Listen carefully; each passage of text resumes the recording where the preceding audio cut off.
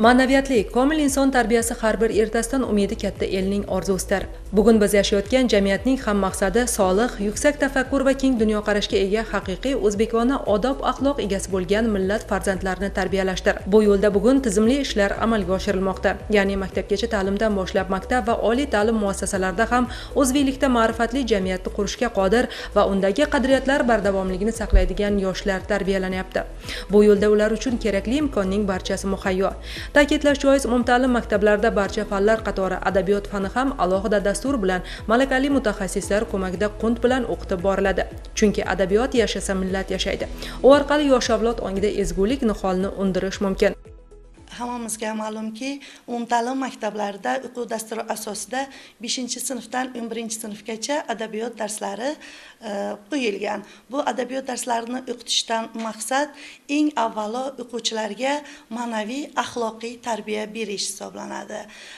Adabiyot darslarimizda ma'lum bir asarlarni o'qish orqali o'quvchilarning ma'naviy olamini boyitish va ularda yuksak insoniy fazilatlarni shakllantirish eng asosiy maqsadlarimizdan biri hisoblanadi. Masalan, darslarimizda Alisher Navoiy, Cho'lpon, Fitrat, Behbudiy asarlarini o'qish orqali o'quvchilarimiz ongida halollik, adolat, saxovat, yaxshilik, ota-ona va ustozni ulug'lash, vatanparvarlik, mehnatsevarlik kabi fazilatlarni singdirish eng asosiy maqsadlarimizdan biri. Yana bir maqsadlarimizdan biri o'quvchilarimizda estetik didni shakllantirish. Asosan ko'proq she'riy asarlar orqali o'quvchilarimizda go'zallikni his qila olish, so'z san'atidan zavqlana bilish, tuyg'ularni o'quvchilarimiz qalbiga biz singdira olishimiz kerak. Yana bir eng asosiy maqsadlarimizdan biri adabiyot darslarimizda milliy o'zlikni anglash va vatanparvarlikni kuchaytirish. Bunda o'tilayotgan har bir mavzularimiz orqali o'quvchilarimiz xalqimiz tarixini, qadriyatlarimizni, milliy urf-odatlarimizni o'rganib boradilar. Masalan, darslarimizda biz xalq og'zaki ijodi janrlaridan dostonlar mavzusini o'tganimizda yoki Qodiriy romanlarini o'qigan vaqtimizda bu mavzular va yana milliy o'zbekona ruh yaqqol namoyon bo'ladi. Biz adabiyot va ona til darslarida o'quvchilarimizni chiroyli va xatosiz so'zlashlarini, ularni so'z boyliklarini oshirishni va ifodali o'qish ko'nikmalarini ham shakllantirishni o'z oldimizga qo'ya bilishimiz kerak. Darhaqiqat, ma'naviyat eng katta boyligimiz, jamiyatning muhim tayanchi ham yetuk ma'naviyat egasi bo'lgan xalqdir. Bugun bu borada biz faxrlanadigan jihatlar ko'p, ya'ni buyuk ajdodlarimiz ma'naviy merosimizni yuksaltirish borasida juda katta ishlarni amalga oshirgan. Dunyo e'tirofida bo'lgan Alloma Alisher Navoiy ham 5 asrdan oshibdiki, hamon o'z ilmiy badiiy merosi bilan ma'naviyat, ma'rifat elchisi, ezgulik mayog'i bo'lib ko'pni to'g'ri yo'lga boshlab bormoqda. Bugun mana shu ma'rifat yo'ldan borish va yosh avlodni ham shu ruhda ulg'aytirish maqsadida viloyatimizda turli tadbirlar, badiiy kechalar tashkil etilmoqda. Alisher Navoiy nomidagi ixtisoslashtirilgan davlat umumta'lim maktabida o'tkazilgan seminar ham shunday maqsadli jarayonlardan biri bo'ldi. Bugun Navoiy shahridagi o'zbek tili va adabiyotiga ixtisoslashtirilgan umumta'lim maktabida Navoiy asarlarini o'rganishda xamsachilik saboqlari mavzusida viloyat seminari o'tkazilmoqda. Buyuk shoir, mutafakkir Mir Alisher Navoiyning ilmiy merosini o'rganish va hayotga tatbiq etish bugun muhim o'rin kasb etadi. Buyuk shoir, ezgulik kuychisi, san'at, adabiyot homiysi, buyuk mutafakkir, adolatparvar Alisher Navoiyning asarlarini o'rganish va bugungi kunda yoshlarni har tomonlama buyuk barkamol etib tarbiyalash bugungi vazifalarimizdan biri deb o'ylayman. Bugun maktabimizda ana shu munosabati bilan Alisher Navoiy asarlarida xamsachilik saboqlari mavzusida darslar, tadbirlar, badiiy kechalar o'tkazilmoqda. Maktabimizda Navoiyni anglash, o'zlikni anglash mavzusida konkurslar tashkil etildi. Bu jumladan 5-6-sinf o'quvchilar o'rtasida diktant, 6-7-8-sinf o'quvchilar o'rtasida bayonlar, 9-10-11-sinf o'quvchilar o'rtasida insholar hamda esselar tanlovlari o'tkazildi. bugungi kunda Alisher Navoiy asarlarini o'rganib hayotga tatbiq etishda o'qituvchilarimiz o'z kasbiy mahoratlari orqali adabiyot o'qitishning turli usullaridan, metodlaridan foydalanib Alisher Navoiy asarlarini hayotga tatbiq etmoqda.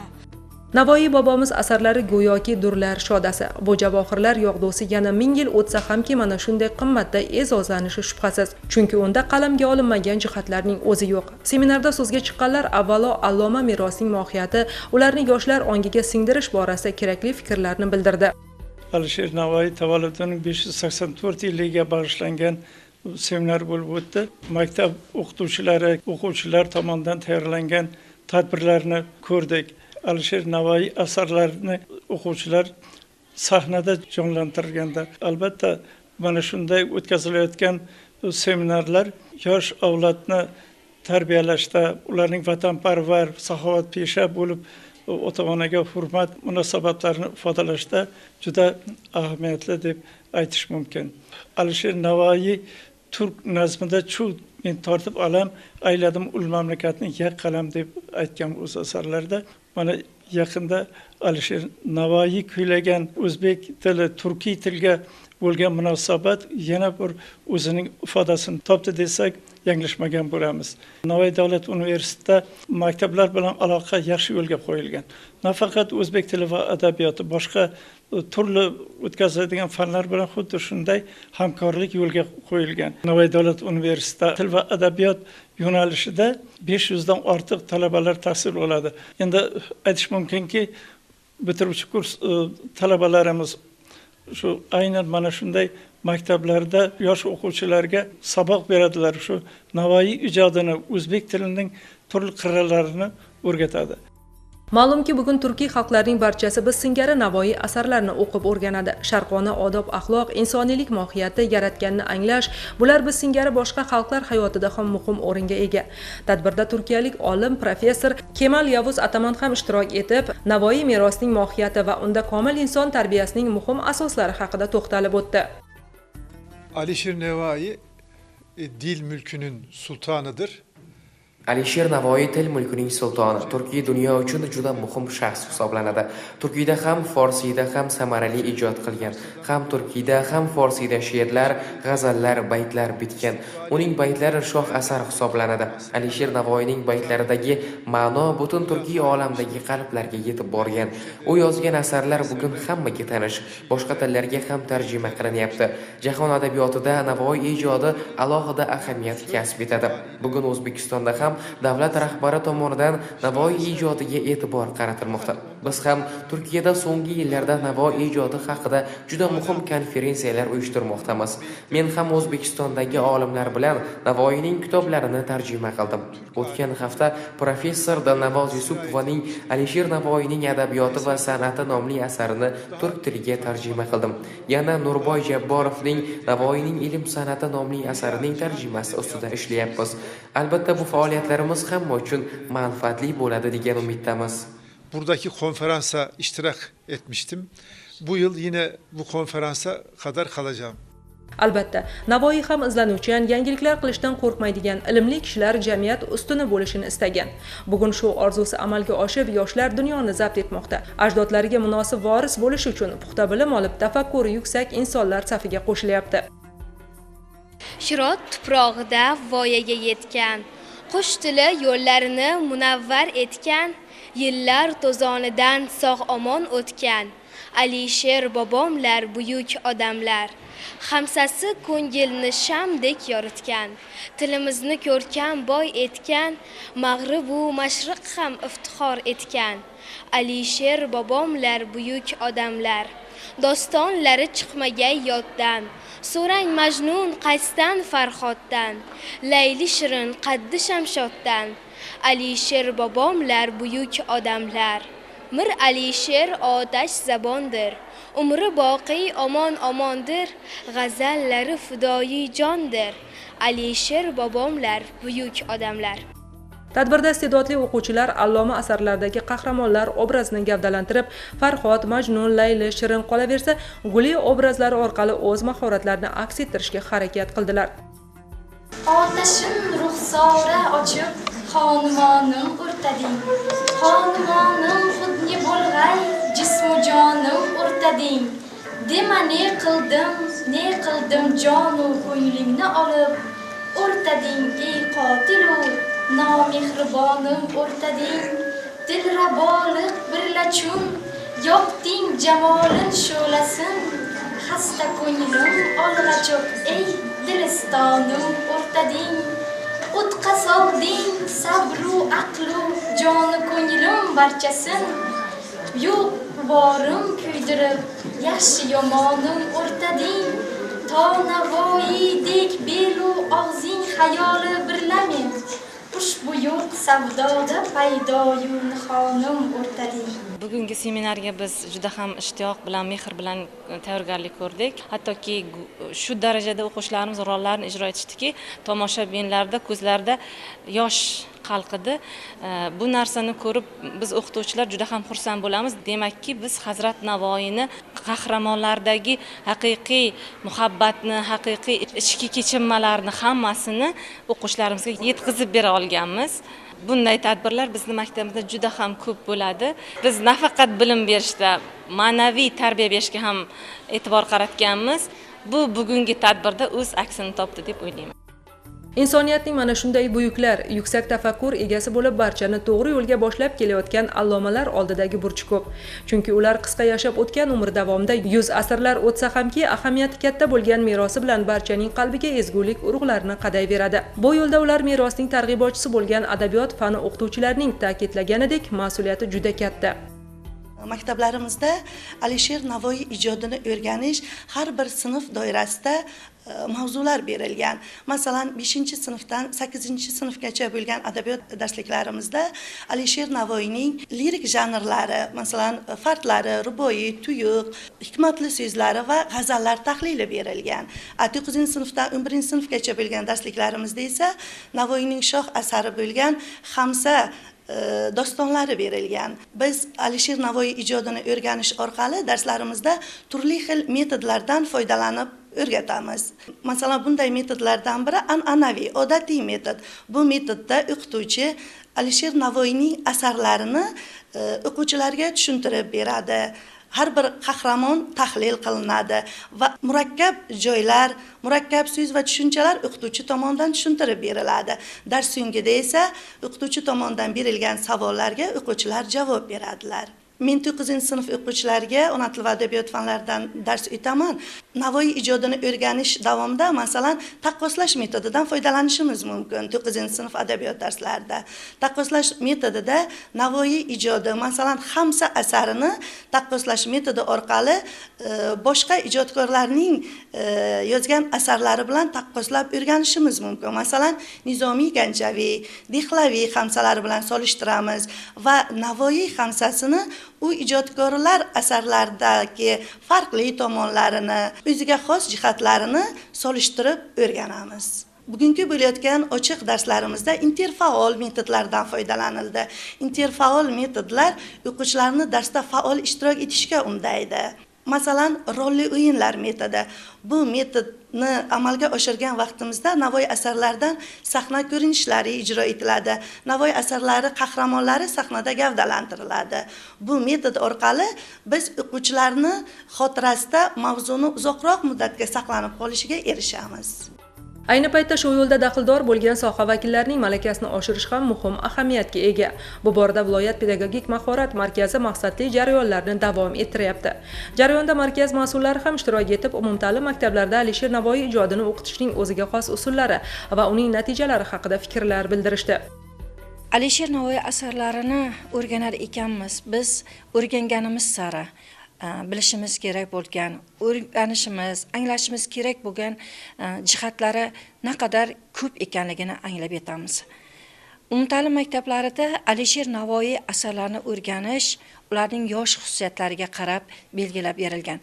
Albatta, buni o'rgatish jarayonida ustozlarimiz yosh avlod qalbiga ezgulik urug'ini sepish, ularda insoniy fazilatlarni shakllantirish, illatlarni esa yo'qotish borasida o'zlarining yangicha yondashuvlari asosida darslarni tashkil qiladilar. va o'quvchilarga mana bugungi seminarda Alisher Navoiy asarlarini o'qish, ulardan o'qib o'rganish, asarlarni mohiyatini anglashga bo'lgan qiziqishlarini oshirishga doir juda ham ko'plab tavsiyalar berildi.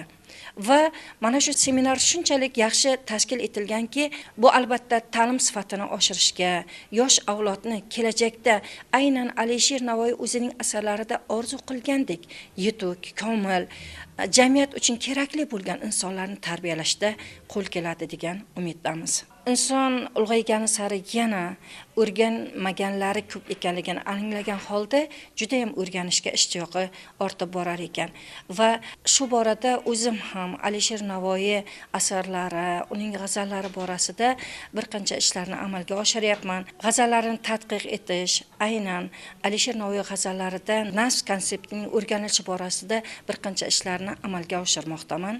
Ana shu tadqiq qilish barobarida shu narsani o'rganyapmizki, demak nafs bu bir kichik bir tushuncha emas, juda ham keng tushuncha bo'lib, u Alisher Navoiy asarlarida turli timsollar, ko'z, yo'l yoki hayvonlar, qushlar timsolida ham aks ettirilganligini va buni o'rganish jarayonida kitobxon nafs konseptini boshqa timsollar orqali ham anglab olishi mumkin ekanligini izohlab beryapmiz.